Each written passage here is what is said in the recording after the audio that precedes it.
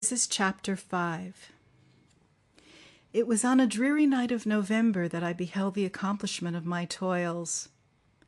With an anxiety that almost amounted to agony, I collected the instruments of life around me that I might infuse a spark of being into the lifeless thing that lay at my feet. It was already 1 a.m. The rain pattered dismally against the panes, and my candle was nearly burnt out, when by the glimmer of the half-extinguished light I saw the dull yellow eye of the creature open. It breathed hard, and a convulsive motion agitated its limbs. How can I describe my emotions at this catastrophe, or how delineate the wretch whom with such infinite pains and care I had endeavored to form? His limbs were in proportion, and I had selected his features as beautiful. Beautiful, great God! His yellow skin scarcely covered the work of muscles and arteries beneath.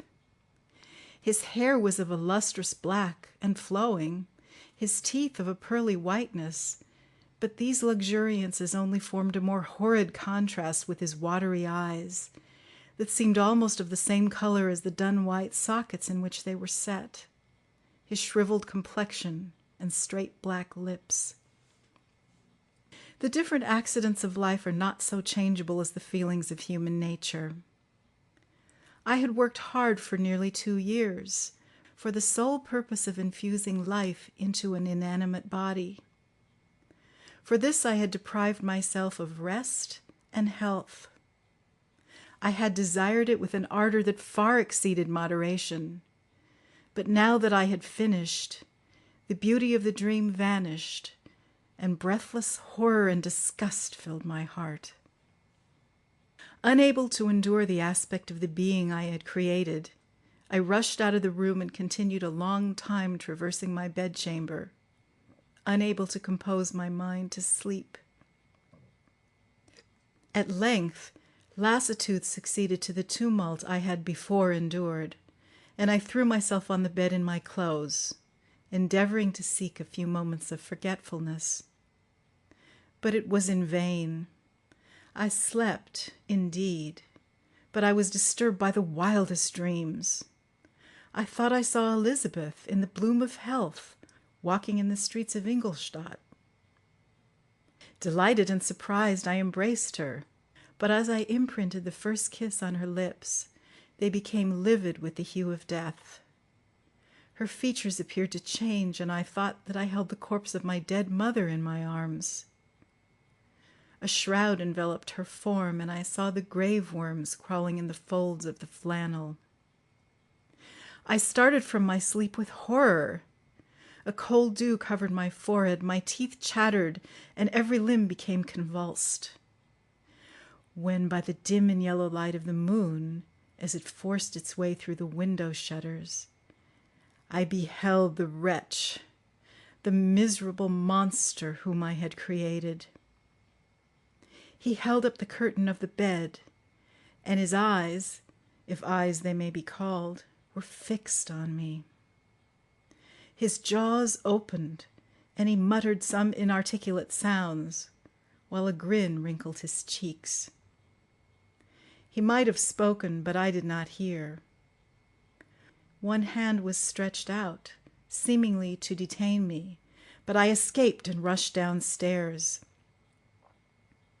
I took refuge in the courtyard belonging to the house which I inhabited, where I remained during the rest of the night, walking up and down in the greatest agitation, listening attentively, catching and fearing each sound, as if it were to announce the approach of the demoniacal corpse to which I had so miserably given life.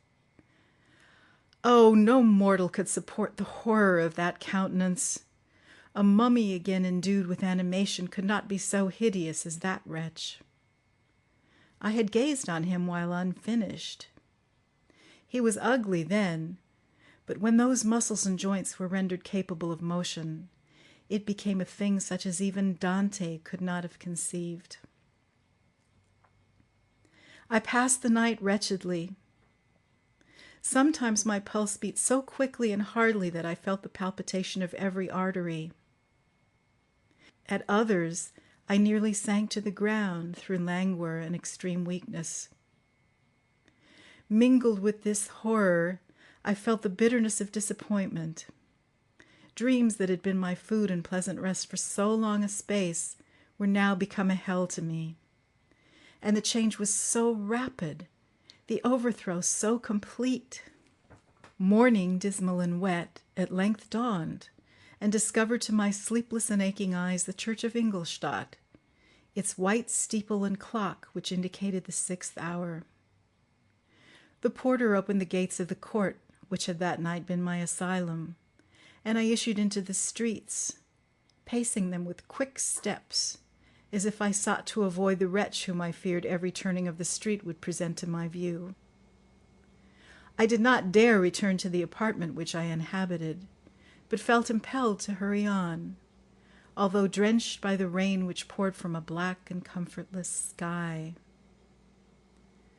I continued walking in this manner for some time, endeavoring by bodily exercise to ease the load that weighed upon my mind. I traversed the streets without any clear conception of where I was or what I was doing. My heart palpitated in the sickness of fear, and I hurried on with irregular steps, not daring to look about me.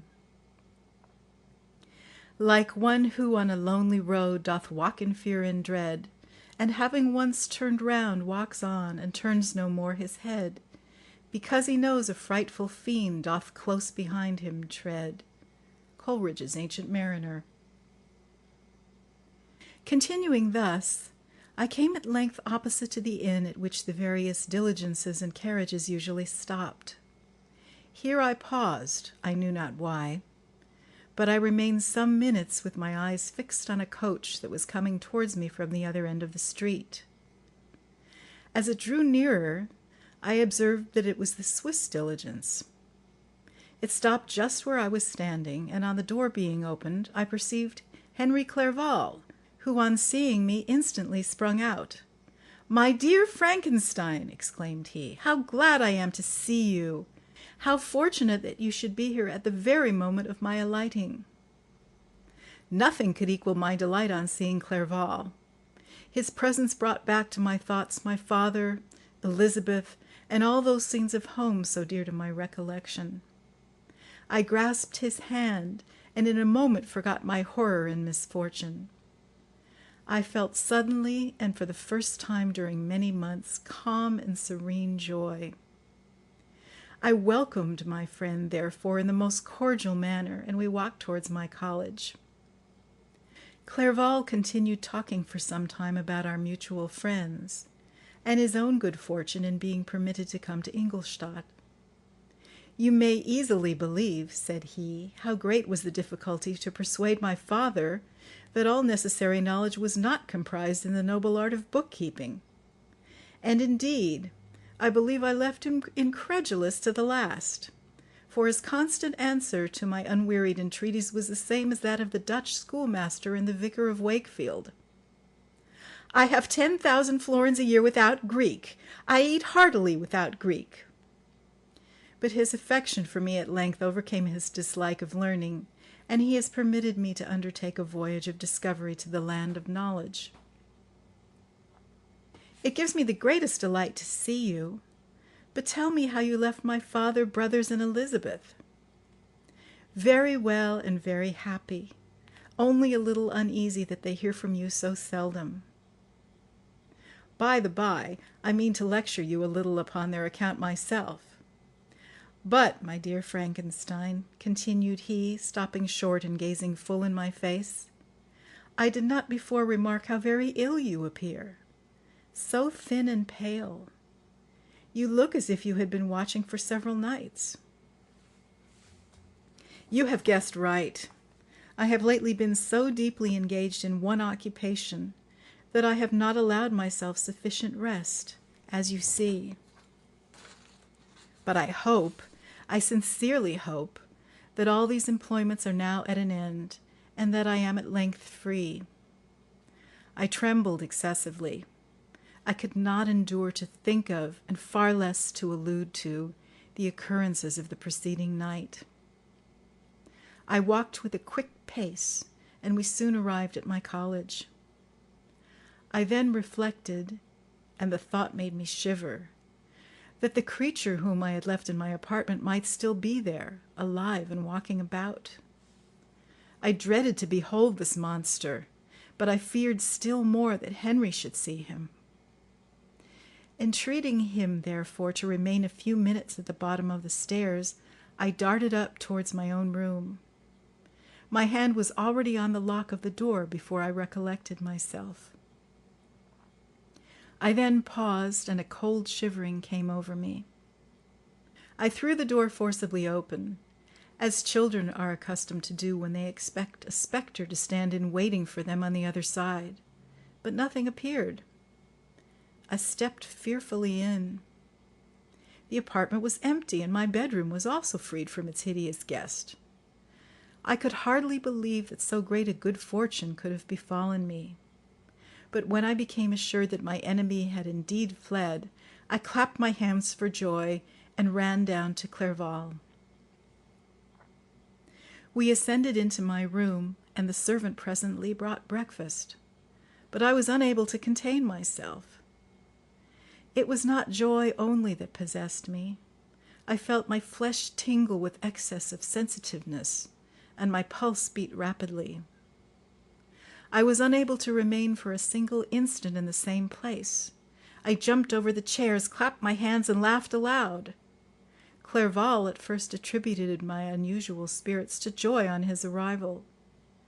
But when he observed me more attentively, he saw a wildness in my eyes for which he could not account, and my loud, unrestrained, heartless laughter frightened and astonished him. "My dear Victor," cried he, "what for God's sake is the matter? Do not laugh in that manner. How ill you are! What is the cause of all this?" "Do not ask me," cried I, putting my hands before my eyes, for I thought I saw the dreaded spectre glide into the room. "He can tell. Oh, save me! Save me!" I imagined that the monster seized me. I struggled furiously and fell down in a fit. Poor Clerval! What must have been his feelings?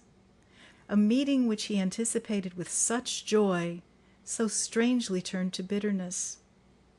But I was not the witness of his grief, for I was lifeless and did not recover my senses for a long, long time.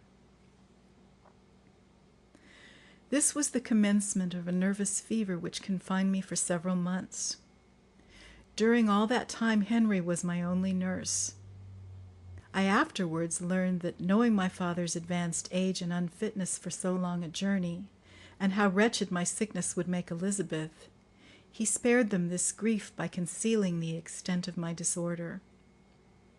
He knew that I could not have a more kind and attentive nurse than himself, and, firm in the hope he felt of my recovery, he did not doubt that, instead of doing harm, he performed the kindest action that he could towards them. But I was in reality very ill, and surely nothing but the unbounded and unremitting attentions of my friend could have restored me to life. The form of the monster on whom I had bestowed existence was forever before my eyes, and I raved incessantly concerning him. Doubtless my words surprised Henry. He at first believed them to be the wanderings of my disturbed imagination, but the pertinacity with which I continually recurred to the same subject persuaded him that my disorder indeed owed its origin to some uncommon and terrible event. By very slow degrees, and with frequent relapses that alarmed and grieved my friend, I recovered. I remember the first time I became capable of observing outward objects with any kind of pleasure. I perceived that the fallen leaves had disappeared and that the young buds were shooting forth from the trees that shaded my window. It was a divine spring, and the season contributed greatly to my convalescence. I felt also sentiments of joy and affection revive in my bosom. My gloom disappeared, and in a short time I became as cheerful as before I was attacked by the fatal passion. "Dearest Clerval," exclaimed I, "how kind, how very good you are to me. This whole winter, instead of being spent in study as you promised yourself, has been consumed in my sick room. How shall I ever repay you? I feel the greatest remorse for the disappointment of which I have been the occasion, but you will forgive me. You will repay me entirely if you do not discompose yourself, but get well as fast as you can. And since you appear in such good spirits, I may speak to you on one subject, may I not?" I trembled. One subject. What could it be? Could he allude to an object on whom I dared not even think? "Compose yourself," said Clerval, who observed my change of color. "I will not mention it if it agitates you. But your father and cousin would be very happy if they received a letter from you in your own handwriting. They hardly know how ill you have been and are uneasy at your long silence." "Is that all, my dear Henry? How could you suppose that my first thought would not fly towards those dear, dear friends whom I love, and who are so deserving of my love? If this is your present temper, my friend, you will perhaps be glad to see a letter that has been lying here some days for you. It is from your cousin, I believe.